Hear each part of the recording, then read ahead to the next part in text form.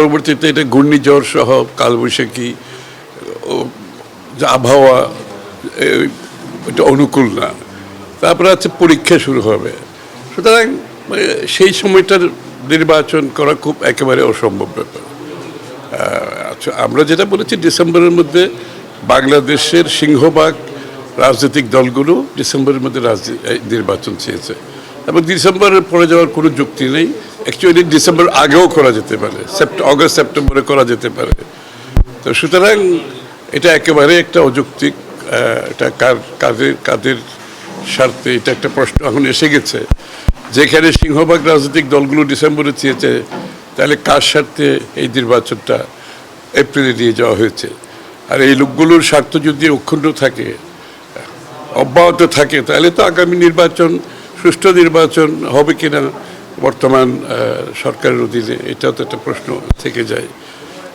সুতরাং এই ব্যাপারে আমরা সকলেই আমাদের মতামত দিয়েছি।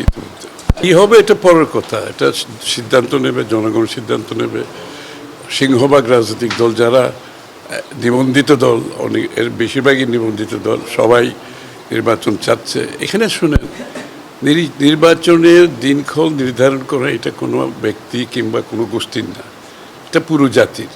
যেখানে একটা নির্বাচিত সংসদ থাকলে সংবিধানে লেখা থাকে কবে নির্বাচন হবে, তখন যারা প্রধানমন্ত্রী থাকে তারা নির্বাচনের দিনক্ষণ অথবা নির্বাচন কমিশন দিনক্ষণ বলে।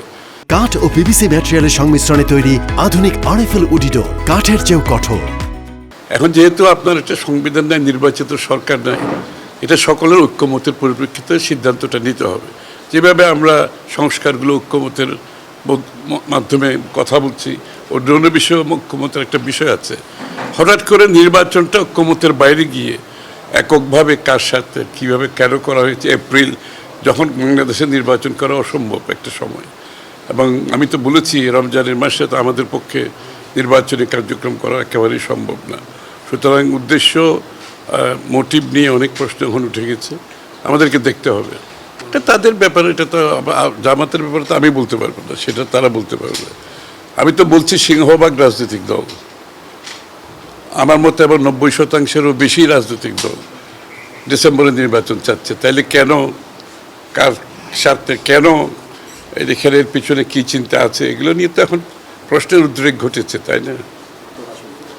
ওই যে নিরপেক্ষ সবাই, যে বাংলাদেশের প্রত্যেকটি মানুষ গত 20 বছর ভোট দিতে পারে নাই, তারা একটা নিরপেক্ষ গ্রহণযোগ্য নির্বাচন তারা চাচ্ছে, যাতে করে একটা বাংলাদেশে সত্যিকার অর্থে একটা নির্বাচিত সংসদ সরকার হয়, যারা জনগণের কাছে দায়বদ্ধ থাকবে, জবাব দিয়ে থাকবে। এই নির্বাচনের অপেক্ষায় বাংলাদেশের মানুষ গত 20 বছর ধরে অপেক্ষা, 15 বছর ধরে, 10-15 বছর, 4টা নির্বাচন প্রায়, 3টা তো নিশ্চিতভাবে নির্বাচন জনগণ ভোট দিতে পারে না। অন্য একটা নির্বাচনও বিতর্কিত 2008-এর, বা সেদিকে আমি যাচ্ছি না এখন।